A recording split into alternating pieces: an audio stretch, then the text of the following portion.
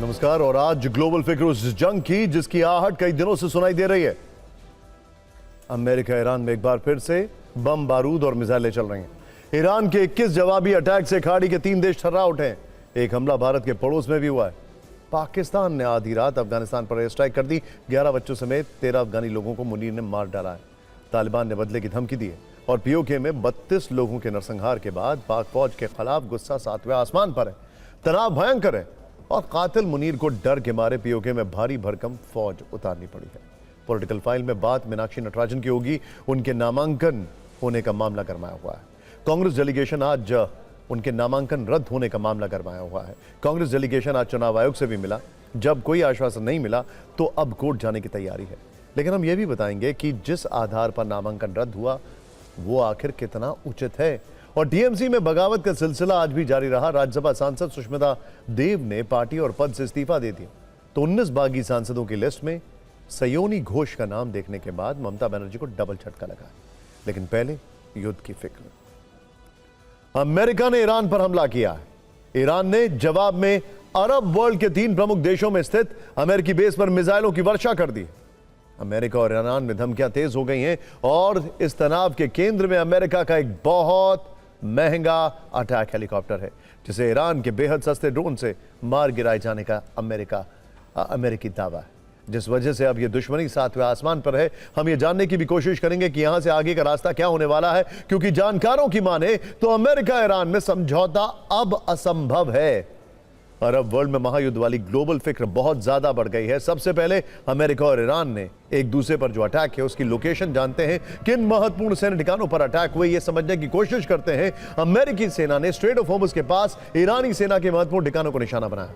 वहां ईरान के air defence system और रेडार अमेरिकी मिसाइलों के टारगेट पर आए। 24 घंटे में ईरान के 8 से ज्यादा सैन्य ठिकानों पर हमला हुआ। इन हमलों के बाद वहां कुल 6 धमाके सुनाई दिए। 24 घंटे में अमेरिकी सेना ने ईरान पर कुल मिलाकर 3 बार अटैक किया है। तीसरी वेव में बंदर अब्बास, केशम द्वीप और सिरिक पर हमले किए गए। एक हमला ईरान के होर्मुज़गान प्रांत में भी हुआ है, जहां 2 बड़े वाटर टैंक तबाह हो गए। नष्ट हुए दोनों वाटर टैंक क्षेत्र में पीने के पानी की लाइफलाइन थे। ईरानी वाटर कंपनी के सीईओ ने भारी तबाही की जानकारी दी है। उधर सेंटकॉम ने कहा है कि उसने ईरान के विरुद्ध आत्मरक्षा में कदम उठाया है। ईरान पर यह हमले ट्रंप के आदेश के बाद किए गए। ईरान की IRGC ने इसके बाद जवाबी कार्रवाई शुरू की। स्ट्रेट ऑफ होर्मुज में सैन्य ठिकानों पर हुए हमले के बाद ईरानी फौज ने अपनी मिसाइलों को अरब के 3 बड़े देशों की ओर लॉन्च कर दिया है। बहरीन में अमेरिकी नेवी की 5th फ्लीट मुख्यालय के पास धमाके सुनाई दिए हैं। बहरीन के अलावा जॉर्डन और कुवैत में भी अमेरिकी बेस को अपनी मिसाइलों से निशाने पर लिया गया। जॉर्डन में 4 अहम ठिकाने टारगेट पर है। वहां F-35 के हैंगर को हिट करने का दावा। ईरान ने इन सभी लोकेशंस पर 21 से ज्यादा बार अटैक किए। रात के अंधेरे में किए गए मिसाइल लॉन्च का वीडियो जारी करके अमेरिका को कड़ा संदेश दिया है। सबसे बड़ी बात, ईरान ने अमेरिका के एक और बहुत महंगे MQ-9 रीपर ड्रोन को मार गिराया, उसके मलबे का वीडियो जारी किया। ईरान ने सिर्फ बदला नहीं लिया है बल्कि आगे होने वाले भीषण हमलों के संकेत भी दिए हैं। ईरानी स्टेट मीडिया की ओर से यह भी कहा गया है कि पश्चिम एशिया में कतर पर बड़े हमले की तैयारी है। कुवैत, बहरीन, UAE में 7 अमेरिकी बेस तबाह करने की योजना है। जिस तरह सेंटकॉम ने कहा कि उसने आत्मरक्षा में ईरान पर हमला किया, ठीक उसी तरह ईरान के विदेश मंत्री ने अमेरिकी सैन्य कार्रवाई की निंदा करते हुए इसे ईरान की संप्रभुता और क्षेत्रीय अखंडता का उल्लंघन बताया और कहा कि ईरान को भी आत्मरक्षा का अधिकार है, उसकी सेना हमलों का जवाब देती रहेगी। वहीं ट्रंप ने देर शाम ट्रुथ सोशल पर लिखा, ईरान ने ऐसे समझौते पर बातचीत करने में बहुत देर कर दी जो उनके लिए बहुत फायदेमंद होता। अब तेहरान को इसकी भारी कीमत चुकानी पड़ेगी। ईरान के लिए कीमत क्या होने वाली है? क्या ट्रंप अब ईरान में महाविनाश लाएंगे? भविष्य में क्या होगा कोई नहीं जानता, लेकिन बड़ा सवाल यह है कि क्या आज की रात फिर बड़ा हमला होगा। अब आपको बताते हैं कि इस नई लड़ाई की जड़ में कैसे अमेरिका का एक अटैक हेलीकॉप्टर आ गया। यह अटैक हेलीकॉप्टर अमेरिका का अपाचे है।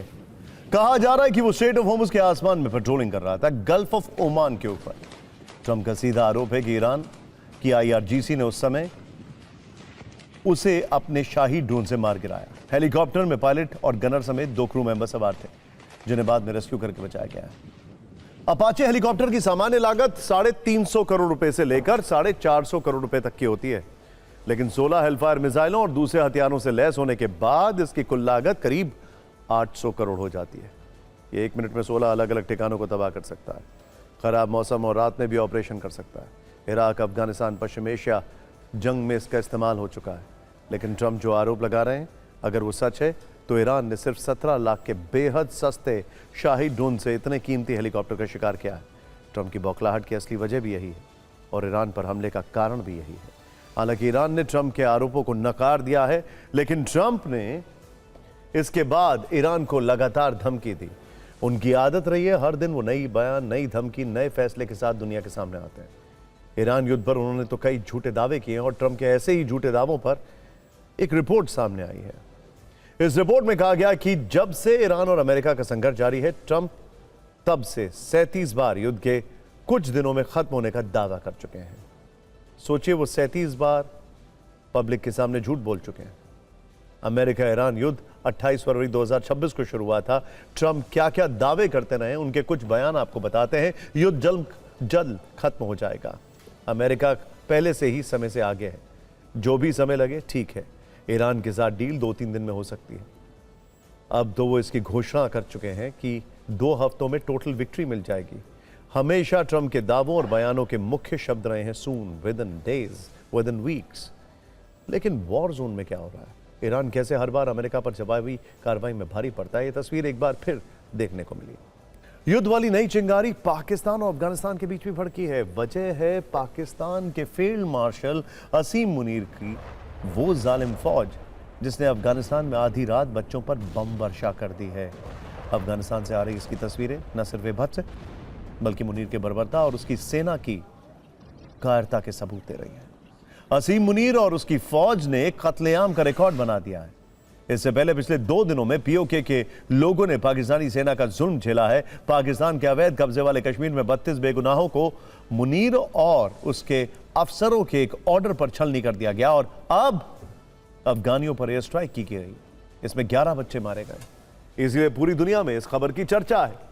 इस पर आज हमने आपके लिए एक वीडियो फाइल तैयार की है जिसमें वो तस्वीरें हैं जब अफगानिस्तान में जगह जगह चीख पुकार का मंजर था, शव बिखरे थे और ये वो लोग हैं जो न तालिबान से जुड़े थे न सेना से। अब देखिए अफगानिस्तान में किन ठिकानों पर पाकिस्तान ने एयर स्ट्राइक की, जहां रिहायशी इलाकों को टारगेट किया गया। बुधवार की रात अफगानिस्तान के 3 इलाकों पर पाकिस्तान की ओर से बम वर्षा की गई। यह सब कुछ तब हुआ जब लोग गहरी नींद में थे। अचानक आसमान से मिसाइल और बम गिरने लगे। ये हमले अफगानिस्तान के कुनार, खोस्त और पतीकता में किए गए। 3 जगहों पर हुए इन हमलों में 13 लोगों की मौत की खबर है। सबसे बड़ी बात, कुनार में जो हवाई हमला किया गया उसमें 11 बच्चे मारे गए। इस हमले के बाद तालिबान बदले की आग में जल रहा है। दावा कि उसकी ओर से जवाबी कार्रवाई भी शुरू कर दी गई है। पाकिस्तान में पेशावर से लगभग 30 किलोमीटर दूर तालिबानी लड़ाकों ने धावा बोला है। सुरक्षा चौकियों पर कब्जे की कोशिश की है जिसमें पाकिस्तान के 6 जवान मारे जाने की खबर है। अफगानिस्तान में हुई एयर स्ट्राइक पर तालिबान का बयान भी आ गया है और उस पर पाकिस्तान ने झुका है, वो उसकी करतूतों से मेल नहीं खाता है। तालिबान ने कहा कि पाकिस्तान ने अफगानिस्तान के हवाई क्षेत्र का उल्लंघन किया, जबकि पाकिस्तान के मंत्री ने कहा कि हमेशा वो शांति और स्थिरता चाहते हैं। तालिबान ने पाकिस्तान की हरकत को अमानवीय अपराध कहा तो पाकिस्तान का जवाब है आम लोगों की सुरक्षा उसकी सर्वोच्च प्राथमिकता है, जो अपने आप में एक झूठ है। तालिबान ने बच्चों और महिलाओं पर हमले की निंदा की, जबकि पाकिस्तान के मंत्री का दावा है कि उनके हमलों में टीटीपी के 26 लोग मारे गए। तालिबान ने कहा कि पाकिस्तान ने रिहायशी इलाकों पर जो हमला किया और बच्चों की हत्या की उसका बदला जरूर लिया जाएगा, जबकि पाकिस्तान कह रहा है कि उसने आतंकी ठिकाने टारगेट किया और ऐसी कार्रवाई आगे भी चलती रहेगी। वैसे ये पहला मौका नहीं है जब पाकिस्तान में निर्दोषों का नरसंहार किया गया हो। इससे पहले मार्च में पाकिस्तान ने काबुल में एक नशा मुक्ति केंद्र पर बमबारी की थी, हवाई हमले किए थे जिसमें तालिबान ने 400 लोगों के मारे जाने का दावा किया था। हालांकि हमेशा की तरह पाकिस्तान ने इन आरोपों को भी खारिज कर दिया था और दावा किया था कि कार्रवाई में एक गोला बारूद डिपो को टारगेट किया गया है। इससे पहले अक्टूबर 2025 में भी तालिबान ने पाकिस्तान पर पतिक्ता प्रांत में एयर स्ट्राइक करने का आरोप लगाया था और दावा किया था कि इन हमलों में 3 अफगानी क्रिकेटर्स की मौत हुई है। लेकिन पाकिस्तान ने तब भी नहीं माना था और पाकिस्तान अब भी बच्चों के कत्लेआम के दाग छिपाने की कोशिश पूरी शिद्दत से कर रहा है। पाकिस्तान के कब्जे वाले कश्मीर की बात करते हैं जो पिछले 5 दिनों से सुलग रहा है। पीओके और जेएसी यानी जॉइंट अवामी एक्शन कमेटी की अगुवाई में चल रहे सरकार विरोधी प्रदर्शन लगातार हिंसक होते जा रहे हैं। ताज़ा अपडेट यह है कि हिंसक प्रदर्शन में अब तक 32 लोगों की मौत हो चुकी है, जबकि 200 से ज्यादा लोग घायल हैं। विद्रोह भड़कने के डर से इंटरनेट पर बैन लगाया गया है। आंदोलन को दबाने के लिए भारी सुरक्षा बलों की तैनाती है। मुजफ्फराबाद, रावलकोट समेत कई इलाकों में तनाव चरम पर है। ज्वाइंट अवामी एक्शन कमेटी से जुड़े नेताओं पर एक्शन लिया जा रहा है। कई नेताओं के खिलाफ देशद्रोह के मामले दर्ज कर दिए गए हैं। जेएसी के 4 नेताओं की गिरफ्तारी पर 1 करोड़ रुपए का इनाम रखा गया है। खबर है कि पाकिस्तानी फौज की गोलीबारी में 17 बच्चे और 7 गर्भवती महिलाओं को भी निशाना बनाया गया है, जिसके बाद पीओके के तमाम इलाकों में लोगों का गुस्सा भड़का हुआ है। जेएसी के मुजफ्फराबाद चलो आंदोलन का वहां की जनता पर जबरदस्त असर पड़ा है। कोटली, नीलम वैली, वादी बाग, कलंदरी और तमाम इलाकों से हजारों लोग मुजफ्फराबाद की तरफ कूच कर रहे हैं। दिन हो या रात, लोगों का हुजूम बढ़ता चला जा रहा है। इस भीड़ और लोगों के गुस्से से पाकिस्तान की सरकार चिंतित है। वो किसी भी तरह इस विद्रोह को कुचलना चाहती है। लिहाजा जिस जेएसी नाम के संगठन की अगुवाई में यह आंदोलन हो रहा है, उसके 4 नेताओं पर सरकार ने 1 करोड़ रुपए का इनाम घोषित कर दिया है। ये जेएसी के उन 4 नेताओं की तस्वीरें हैं जिन्हें मुनीर आर्मी किसी भी हाल में गिरफ्तार करना चाहती है। इन 4 की गिरफ्तारी में मदद करने वाले व्यक्ति के लिए पाकिस्तान सरकार ने 1 करोड़ रुपए का इनाम रखा है, जिसका मतलब है कि पाकिस्तान की सरकार और सेना के लिए पीओके में हो रहा विद्रोह सिर्फ विरोध प्रदर्शन नहीं, बल्कि वो एक गंभीर चुनौती है। इस चुनौती से असीम मुनीर काफी सहमे हुए हैं, भयभीत हैं। उन्हें यह डर सता रहा है कि कहीं पीओके में लगी इस आग की लपटें इस्लामाबाद तक न पहुंच जाएं। इसीलिए जनता के विद्रोह को कुचलने के लिए पीओके में 14,000 अतिरिक्त फोर्स लगाई गई हैं, जबकि 6,000 से ज्यादा फ्रंटियर कांस्टेबल तैनात किए गए। इसके अलावा 5,000 पाकिस्तानी रेंजर्स की तैनाती की गई है, जबकि इस्लामाबाद पुलिस के 2,000 जवान भी तैनात हैं। इसके अलावा सिंध पुलिस के 1,000 जवानों की तैनाती भी की गई है।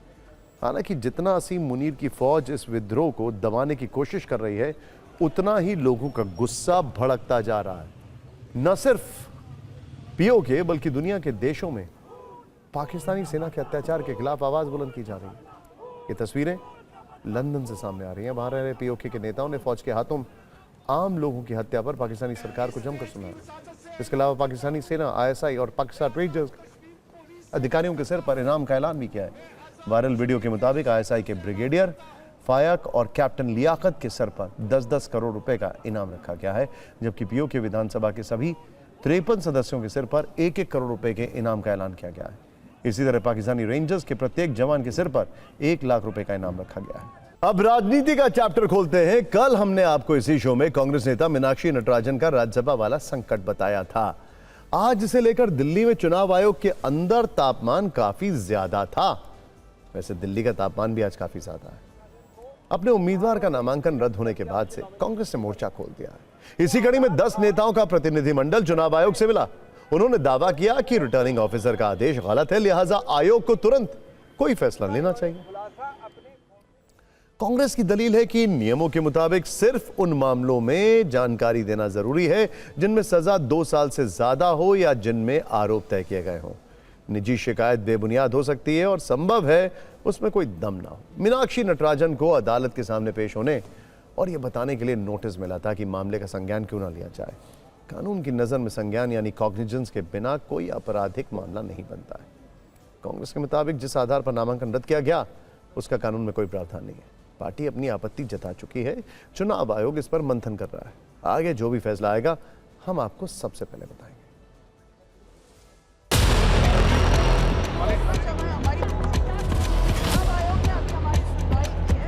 देखिए, हमारा आज भी संवैधानिक संस्थाओं पर पूरा उम्मीद है, इसीलिए हम ये लड़ाई लड़ रहे हैं। चुनाव आयोग ने क्या कहा आप लोग? चुनाव आयोग ने अभी हमारी सुनवाई की है और अब हम वेट कर रहे हैं।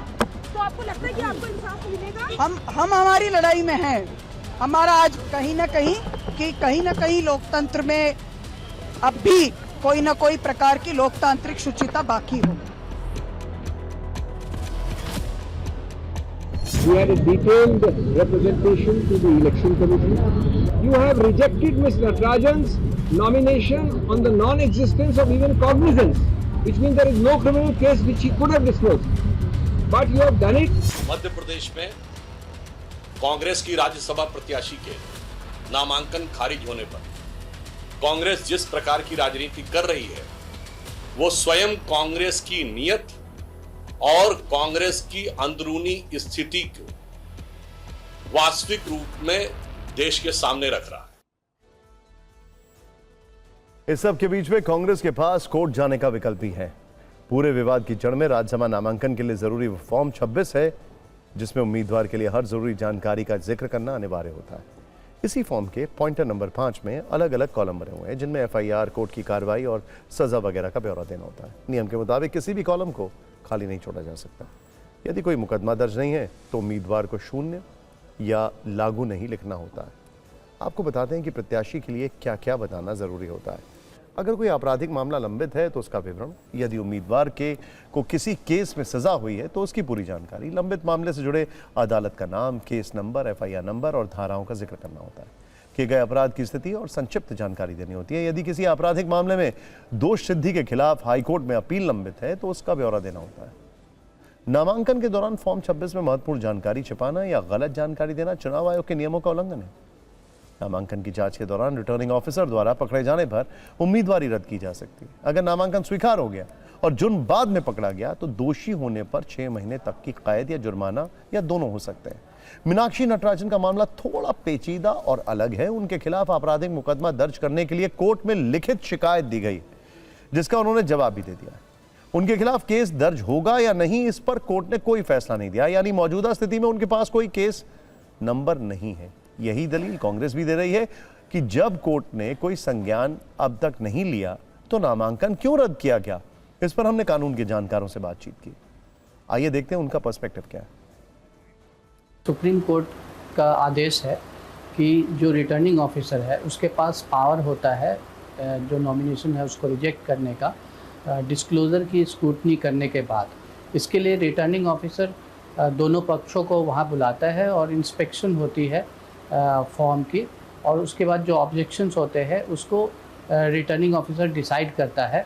जहाँ डिस्क्लोज़र नहीं हुआ है, छिपाया गया है और वो मटेरियल है और क्रिमिनल केसेस को लेकर है, तो ऐसे केसेस में सुनवाई के बाद दूसरे पार्टी पक्ष को मौका देने के बाद रीजन्ड ऑर्डर पास करके रिटर्निंग ऑफिसर नॉमिनेशन को रिजेक्ट कर सकता है। कई बार ऐसे सिचुएशंस होंगे जहां केसेस लंबित हो और जो कैंडिडेट है उसको नहीं पता है, तो ऐसे सिचुएशंस में क्वेश्चन ऑफ फैक्ट जो है ज़्यादा इम्पॉर्टेंट हो जाता है, जो कि मेरे हिसाब से रिटर्निंग ऑफिसर सक्षम नहीं है उस स्टेज पे जहां समरी डिसीजन होते हैं दोनों पार्टी को, वहां उसी जगह पे सुन के फैसला लेना होता है।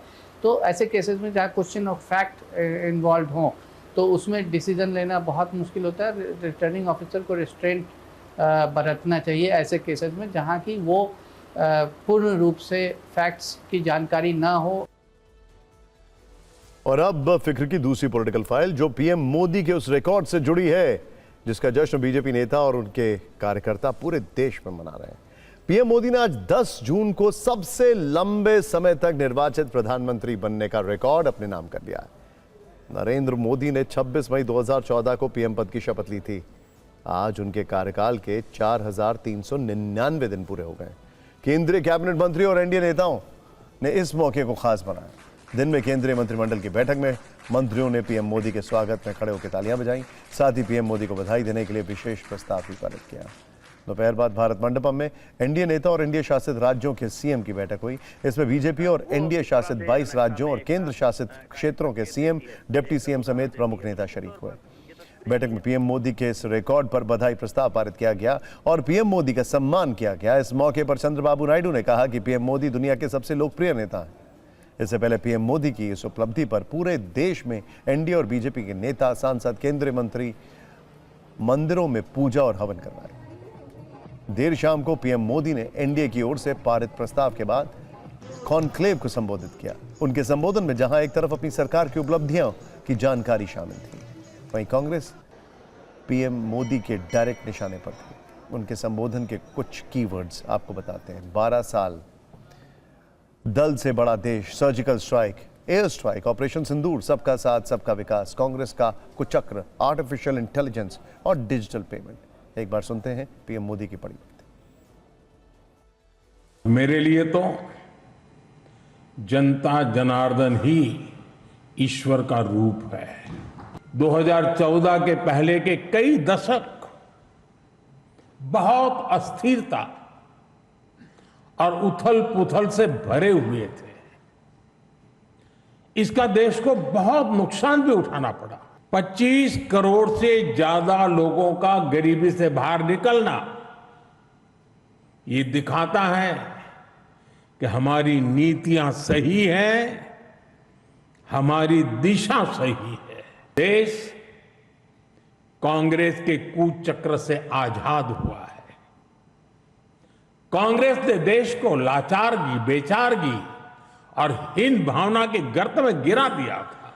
देश को कांग्रेस ने एक के बाद एक हजारों करोड़ रुपए के घोटालों में घसीट दिया।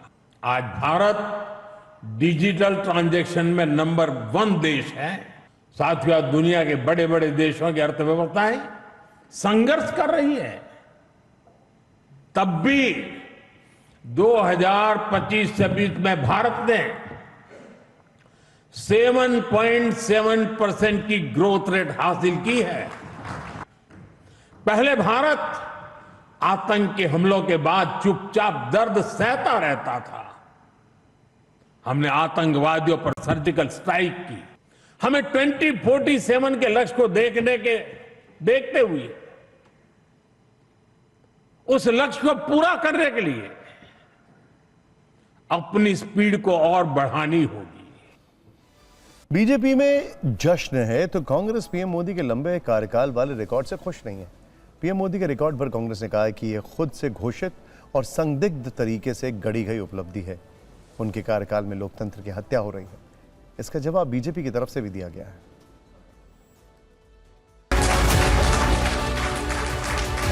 प्रधानमंत्री जी का यशस्वी नेतृत्व पूरे देश में एक नया इतिहास लिखा है और मैं मानता हूं कि आज देश के 140 करोड़ जनता का जो आशीर्वाद, स्नेह और विश्वास माननीय प्रधानमंत्री जी को मिला है, ये उसी की ताकत है। आजादी के बाद गैर सरकारी प्रधानमंत्री के नाते से अभी तक का सर्वाधिक लंबा समय सुशासन के रूप में बिता करके दुनिया में भारत के लोकतंत्र का मान बढ़ाने का काम माननीय प्रधानमंत्री श्रीमान नरेंद्र मोदी जी ने किया है। इसमें नई कुछ नहीं है, मुझे ये लगता है। हम तो चाहेंगे कि और मोदी जी की आयु की वृद्धि हो और प्रधानमंत्री बन के रहे, लेकिन नेहरू जी के साथ तुलना करके हुए किसी को छोटा या किसी को बड़ा करना मुझे मुनासिब नहीं लगता। आज का दिन भारत के इतिहास में स्वर्ण अक्षरों में लिखा जाने वाला दिन है। भारत के प्रधानमंत्री आदरणीय श्री नरेंद्र मोदी ने लगातार जो भारत के प्रधान सेवक के रूप में सेवा की है, उसके सारे रिकॉर्ड आज के दिन उन्होंने तोड़ दिए हैं। मोदी जी ने तो कहा था 75 साल के बाद आपको राजनीति से संन्यास लेना चाहिए। मुरली मनोहर जोशी जी ने भी लिया, आडवाणी जी ने भी लिया, इन्होंने दिलवाया उनको, और ये 75 साल के हो गए, इन्होंने नहीं लिया। अब इन्होंने अपने 12 साल पूरे कर लिए। अब प्रभु माफ़ करो, आपने रिकॉर्ड तोड़ दिया, देश की कमर तोड़ दी, अब आप माफ़ करो, अब आप जो है किसी और को गद्दी सौंप दो। माननीय प्रधानमंत्री जी इसी तरीके से देश की सेवा करते रहे। देश में बधाइयों वाले कार्यक्रम के अलावा दुनिया के कई नेताओं ने पीएम मोदी को इस कामयाबी के लिए बधाई दी है। इटली की प्रधानमंत्री जॉर्जिया मेलोनी, ऑस्ट्रेलिया के पीएम स्कॉट मॉरिसन, मलेशिया के प्रधानमंत्री अनवर इब्राहिम समेत दुनिया के कई राष्ट्राध्यक्षों ने बधाई दी है। इटली की प्रधानमंत्री जॉर्जिया मेलोनी ने सोशल मीडिया पोस्ट में लिखा कि नरेंद्र मोदी को भारत के इतिहास में सबसे लंबे समय तक लगातार निर्वाचित प्रधानमंत्री बनने का गौरव हासिल करने पर बधाई। ऑस्ट्रेलिया के पूर्व प्रधानमंत्री स्कॉट मॉरिसन ने लिखा है कि पीएम मोदी ने भारत की अर्थव्यवस्था और विश्व में उसकी प्रतिष्ठा को नई ऊंचाइयों तक पहुंचाया है। मलेशिया के प्रधानमंत्री अनवर इब्राहिम ने कहा है कि प्रधानमंत्री की उपलब्धि प्रधानमंत्री मोदी की सालों की समर्पित जनसेवा और भारत के विकास, समृद्धि और वैश्विक प्रतिष्ठा को मजबूत करने वाले नेतृत्व का प्रमाण है।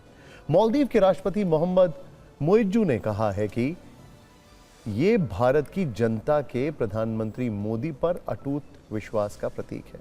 भारत की आर्थिक, सामाजिक और राजनीतिक प्रगति हो रही है।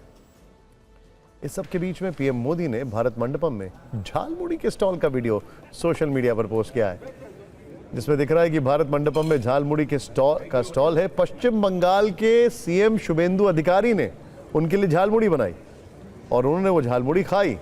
पीएम मोदी ने यूपी एनडीए के सहयोगी निषाद पार्टी के संजय निषाद और ओपी राजभर को झालमुड़ी दी। ये वीडियो काफी तेजी से सुर्खियां बटोर रहा है। ये देखिए, आपको बता दें कि इससे पहले बंगाल चुनाव के दौरान में पीएम मोदी ने झारग्राम में एक दुकान से झालमुड़ी बनवा कर खाई थी, जिसके बाद से झालमुड़ी काफी चर्चा में है।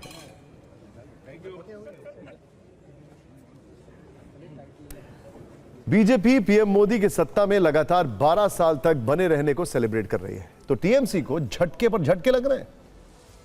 इस्तीफे की झड़ी लगी हुई है, जिसमें आज एक और नाम जुड़ गया, सुष्मिता देव का।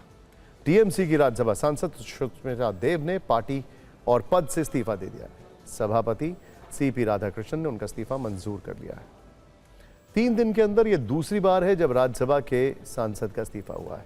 इससे पहले सोमवार को सुखेंदु शेखर रॉय ने भी त्यागपत्र दिया। यानी 3 दिन में 2 राज्यसभा सांसदों से टीएमसी हाथ धो बैठी है। इस सदन में पार्टी के पास 12 सांसद हैं, जो अब घटकर 10 रह गए। इस्तीफे के बाद सुष्मिता देव ने असम के सीएम हेमंता बिस्वा शर्मा से मुलाकात की। मीटिंग की कुछ तस्वीरें भी वायरल हैं। इन्हीं तस्वीरों के आधार पर ऐसी अटकलें हैं कि वो बीजेपी का दामन थाम सकती हैं। इंटरेस्टिंग है कि दोनों कांग्रेस से हैं, ऑफ कोर्स दोनों असम से हैं। हालांकि सुष्मिता देव ने अभी इस पर कुछ भी साफ नहीं कहा है। आज वो ममता बनर्जी पर भी बोलने से बचती रही। उन्होंने कहा कि व्यक्तिगत और राजनीतिक कारणों से उन्होंने इस्तीफा दिया है। टीएमसी से पहले वो कांग्रेस में थी, उन्हें राहुल गांधी का करीबी माना जाता था। हालांकि तब वो कांग्रेस छोड़कर ममता बनर्जी से मिल गई। अब जब उन्हें ममता का करीबी माना जा रहा है, तो उन्होंने टीएमसी छोड़ दी है। सुष्मिता देव के पिता संतोष मोहन देव असम के बड़े कांग्रेस नेता थे। राजीव गांधी और मनमोहन सिंह के नेतृत्व वाली सरकार में केंद्रीय मंत्री थे। वो लंबे समय तक असम की सिलचर लोकसभा सीट से सांसद रहे, लेकिन उनकी बेटी का राजनीतिक झुकाव अब बीजेपी की तरफ दिख रहा है।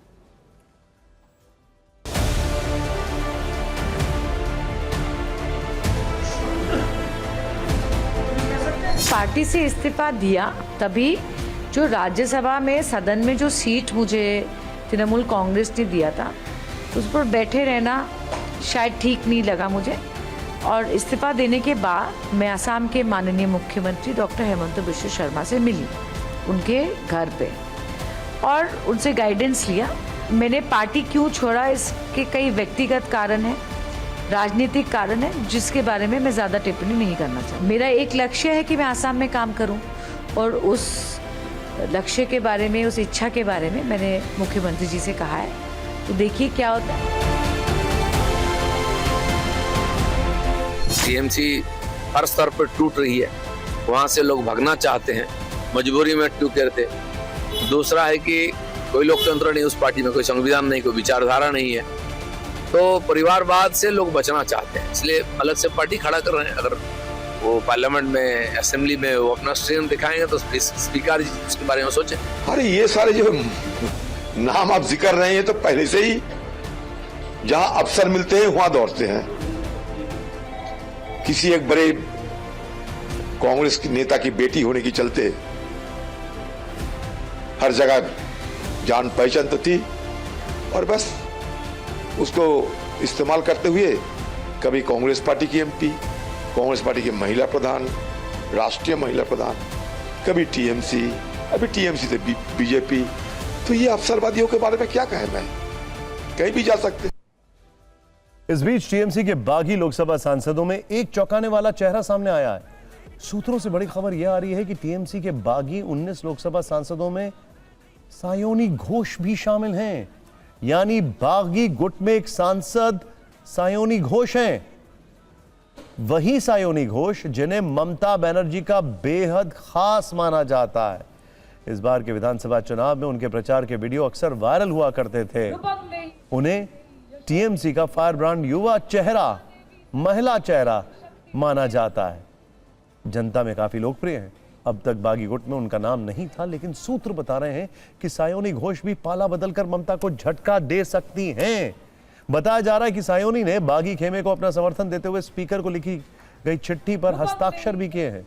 सूत्रों से बागी गुट के उन 19 सांसदों के नाम आ गए हैं जिन्होंने स्पीकर को लिखी चिट्ठी में दस्तखत किए हैं।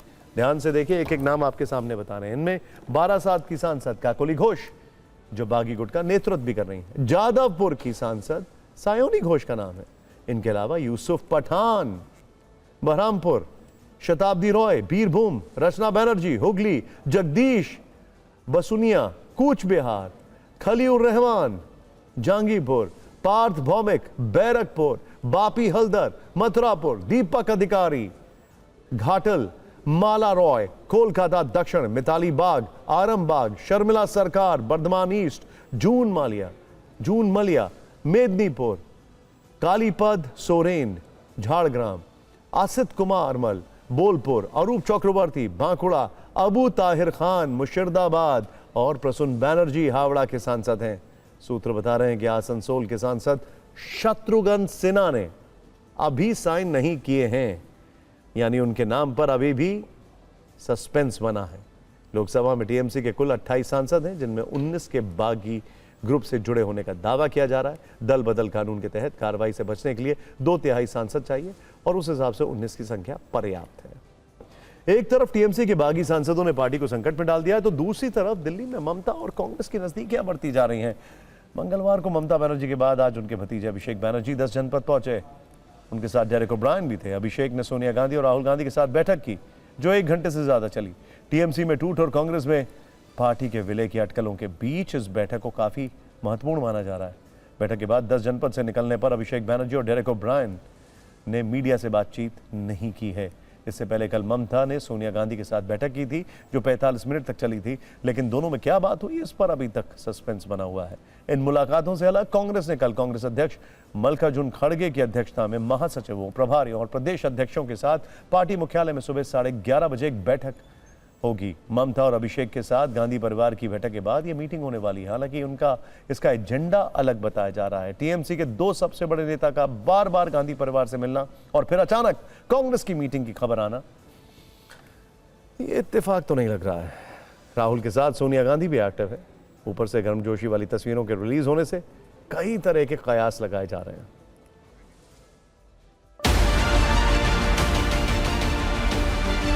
जिस तरीके से टीएमसी के अंदर टूट हो रही है, उस बीच एक बड़ा कदम जो है देखने को मिला। 10 जनपद पर पहुंचे हैं अभिषेक बनर्जी और साथ में डेरेक ओब्रायन। घंटे भर से ज़्यादा जो है ये मीटिंग चली है। यहाँ बड़ी बात यही है कि अभिषेक बनर्जी और डेरेक ओब्रायन जो हैं वो जो हैं 10 जनपद पहुँचे थे। यहाँ पर उनकी मुलाकात जो है वो सोनिया गांधी और राहुल गांधी से हुई है। कुल मिलाकर कोशिश यही है कि पार्टी जिस तरह से टूट रही है, उसके जो सांसद हैं वो इस्तीफा दे करके जा रहे हैं, उसको कैसे बचाया जाए।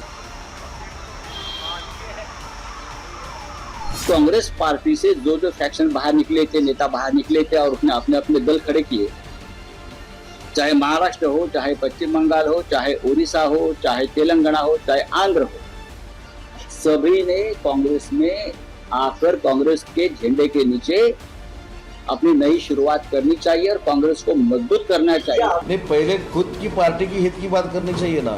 कांग्रेस की हित की बात करने से क्या होगा? खुद की पार्टी जो है वो कहाँ है, उनके कितने नगर पालिका के अध्यक्ष चुन के आए हैं, उनके कितने कारपोरेटर चुन के आए हैं, ये पहला आत्ममंथन या आत्मचिंतन करना चाहिए। बाद में कांग्रेस ने क्या करना चाहिए, सुझाव देना चाहिए।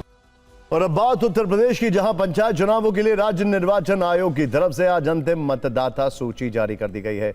इसके हिसाब से यूपी के पंचायत चुनाव में कुल 12,58,51,570 मतदाता अपने मताधिकार का प्रयोग करेंगे, जबकि पुनर्निरीक्षण से पहले यूपी में 12,29,50,52 वोटर्स थे। इस लिहाज से देखें तो जो फाइनल लिस्ट जारी हुई है उसके मुताबिक यूपी में मतदाताओं की संख्या 29 लाख से अधिक की वृद्धि हुई है। इसे थोड़ा और सरल करके देखते हैं तो पुनर्निरीक्षण में 2,32,24,805 नए वोटर्स के नाम जोड़े गए, लेकिन एक से अधिक जगह नाम शामिल होने, पता बदलने और मतदाता की मृत्यु होने समेत कुछ और कारणों से कुल 2,03,23,287 वोटर्स के नाम कटे हुए हैं। अंतिम मतदाता सूची जारी होने के साथ ही एक और जरूरी बात पता चली है। अब हर वोटर को 9 अंकों का यूनिक पहचान नंबर भी दिया गया है। ये 9 अंकों का यूनिक नंबर असल में स्टेट वोटर नंबर है। निर्वाचन आयोग का कहना है कि इस विशिष्ट नंबर से मतदाता पहचान की प्रक्रिया आसान होगी, डुप्लीकेट वोटिंग की आशंका कम होगी, चुनावी प्रक्रिया को डिजिटल रूप से और मजबूत बनाने में मदद मिलेगी। ग्राम पंचायत, क्षेत्र पंचायत और जिला पंचायत स्तर पर होने वाले चुनाव में यह व्यवस्था वोटिंग मैनेजमेंट को बेहतर बनाएगी। आपको बता दें कि यूपी में प्रधानों का कार्यकाल 26 मई 2026 को ही खत्म हो चुका है। चुनाव में देरी के कारण ही सीएम योगी आदित्यनाथ ने कुछ दिन पहले प्रधानों को ही अगले 6 महीने तक प्रशासक के तौर पर जिम्मेदारी देने का फैसला किया था। और अब बात करते हैं ऐसी खबर की जिसमें गंभीर चिंता है। शिक्षा व्यवस्था पर सवाल है और देश की सेहत से खिलवाड़ की पूरी कहानी है। खबर राजस्थान से है, जहां एक बहुत बड़ा मेडिकल घोटाला सामने आया है। वहां 30 लाख रुपए देकर फेल छात्र भी डॉक्टर बन गए। ये वो लोग थे जो विदेशों से एमबीबीएस की परीक्षा पास करके आए थे, लेकिन भारत में प्रैक्टिस करने के लिए अनिवार्य एफएमजीई परीक्षा पास नहीं कर पाए। इसके बावजूद इन लोगों ने 20 से 30 लाख रुपए लेकर फर्जी दस्तावेजों के जरिए उन्हें डॉक्टर बनाया गया। इस मामले में राजस्थान पुलिस के स्पेशल ऑपरेशन ग्रुप ने अब तक 28 लोगों को गिरफ्तार किया है और 100 से अधिक संदिग्धों की जांच चल रही है। खबर है कि इस फर्जीवाड़े को एक नेटवर्क के जरिए अंजाम दिया जाता था। पहले परीक्षा में फेल छात्रों से पैसे लेकर फर्जी दस्तावेज उपलब्ध कराए जाते थे। इसके बाद राजस्थान मेडिकल काउंसिल के जरिए उनका पंजीकरण कराया जाता था। फिर उन्हें इंटर्नशिप दिलाने और डॉक्टर के रूप में प्रैक्टिस शुरू करने की व्यवस्था की जाती थी। राजस्थान के जयपुर, दौसा, अलवर, भरतपुर और सवाई माधोपुर जैसे जिले तक यह नेटवर्क फैला हुआ था। एफएमजीई यानी फॉरेन मेडिकल ग्रेजुएट एग्जामिनेशन, एक स्क्रीनिंग और लाइसेंस परीक्षा। जो भारतीय छात्र विदेश से एमबीबीएस की पढ़ाई करके भारत आते हैं, उन्हें यहाँ डॉक्टर के रूप में प्रैक्टिस करने के लिए एफएमजीई परीक्षा पास करना जरूरी होता है। इसके सर्टिफिकेट के बिना उन्हें भारत में मेडिकल प्रैक्टिस करने का लाइसेंस नहीं मिलता। और राजस्थान में इसी सर्टिफिकेट के लिए परीक्षा में फेल हुए छात्रों से 20-30 लाख रुपए लेने का मामला सामने आया।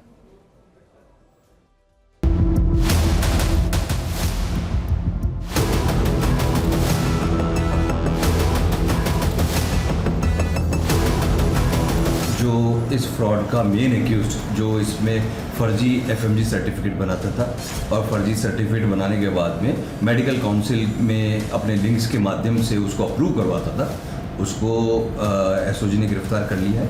इसके अलावा आरएमसी के पूर्व रजिस्ट्रार, उनके अन्य कर्मचारी जो इस सारे कार्य में लिप्त थे, उनको भी गिरफ्तार किया है। और करीब हमने 20 के करीब डॉक्टर्स जिन्होंने बाहर से विदेश से डिग्री लेके और फर्जी एफएमजी सर्टिफिकेट को यूज़ किया था, उनको गिरफ्तार किया।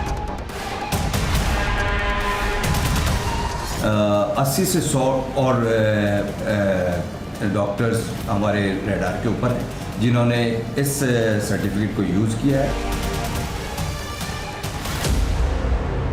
इनमें से हमने जो जिनको एक आध को गिरफ्तार किया, वो लोग किसी मेडिकल कॉलेज में भी अपनी सेवाएं दे रहे थे एज रेगुलर डॉक्टर। तो वो सब तो बिल्कुल एक गंभीर विषय है कि आपके पास में क्वालिफिकेशन नहीं होते हुए भी आप इस प्रकार की डिग्री में, इस प्रकार के कार्य में इन्वॉल्व है। राजस्थान भर में ऐसे 100 डॉक्टर और हैं जो फर्जी तरीके से इलाज कर रहे हैं, यानी कि जिनके पास जो है डिग्री जो है फर्जी तरीके से थी। 20 से 25 लाख रुपए में डिग्री उन्होंने खरीदी थी। अब वो ये डिग्री लेकर राजस्थान भर में इलाज कर रहे हैं, लेकिन एसओजी की नज़र इन पर जो है पड़ चुकी है। अब इन्हें गिरफ्तार किया जाएगा, इनसे पूछताछ की जाएगी। लेकिन ये जो खेल था, ये करोड़ों रुपए का खेल था जिसको एसओजी ने पर्दाफाश किया है।